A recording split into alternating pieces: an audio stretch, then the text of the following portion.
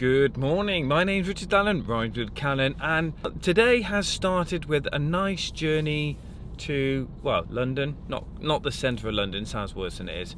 But it was a nice run, bit of traffic, but I left when it was dark and it's now light and I'm on my way back now. A little bit of traffic, but nothing too major. And today is going to be a business type vlog, hence the name. Welcome to the vlog.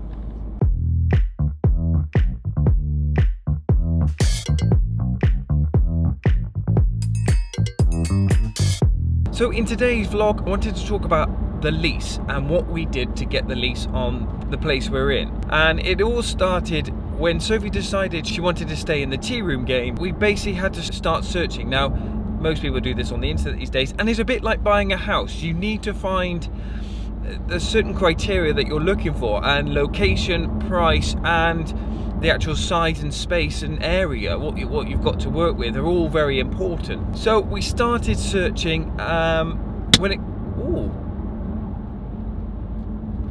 So we started looking, and of course, with pricing, closer you are to the town centre, the more you pay in rent.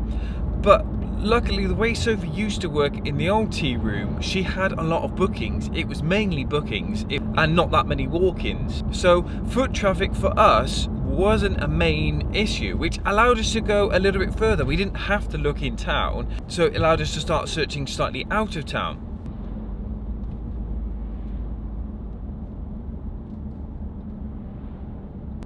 So when we started looking on the internet, and there was literally sites dedicated to commercial and shop property. So, and there's the big guys like Rightmove and things like that, they do commercial as well.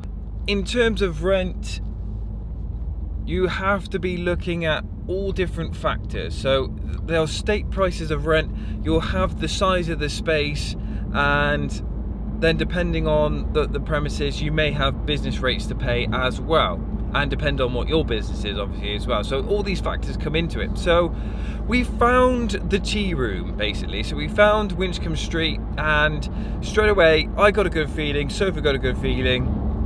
So I made a call to the surveyors that were managing the let of the property, and we met Laura, who is a lovely lady and a surveyor, and she met us there, let us in and showed us around. Now most of the time when you look at photos of properties on the internet, they usually use wide-angle lenses and make the property look bigger than it actually is. Now, these photos were taken quite a while ago, so we were pleasantly surprised when we got in there. It was better than the photos, which doesn't usually happen, which was nice. So we got a good feeling. Straight away we walked in, and we even started doing that thing that you're not supposed to do, where you start planning in and sort of saying things. But ultimately, we didn't get too excited. We didn't think that we had it instantly, but we wanted to put an offer in. We felt that sort of need to. So we liked the property, and it ticked all the boxes because of the kitchen size, because of the space size. We didn't really have to compromise on too much. Right, so I am home. I just need to get changed, and then I need to go and pick up my laser that I left somewhere, and then I need to get to the office. And now I'm back in the car. So changed, ready to go to my appointment. But first, a pit stop.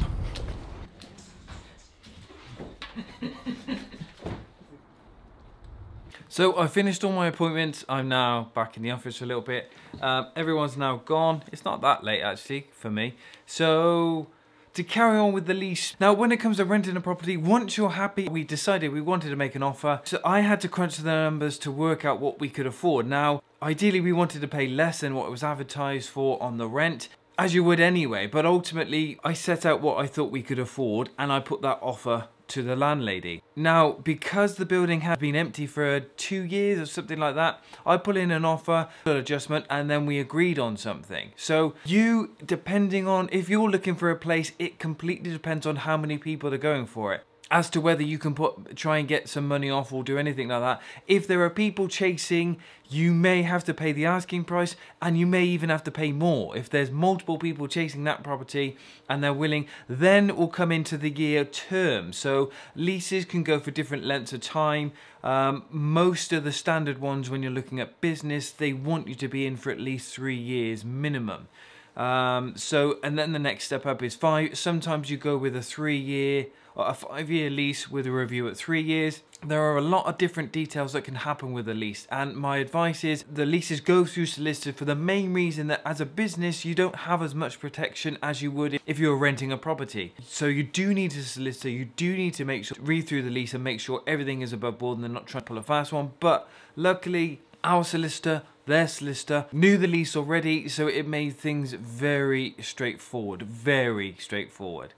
So, once the offer's accepted, then what happens? Well, there was a few things that needed to take place on this one because there was a few documents to change with solicitors, but otherwise, it's basically over to the solicitors. They take care of everything and they're all called in to sign some documents, and that's it. You have a lease. Now, it's not something to take on lightly. You need to ask all the questions you can think of, but basically you need to know exactly what you're paying a month, bills it's likely to cost you, will there be rates, will you be paying VAT? If you're VAT registered, you can claim the VAT back, but if you're not, you will have to still pay VAT on that rent. So all these questions you need to ask, and if you can get some idea of the running costs and the bills, there will also be insurance, that the building insurance, which you will have to pay a share of, depending on how the building is split. Now ours is split into 3, so we pay a third of the overall building insurance from the landlady, and then you have to get your own insurance for inside, for content and things like that, and then the fun begins. So I'll just finish off about leases. I've got something here that I just want to show you quickly, but yeah, basically the main points to take away when you're looking at leases is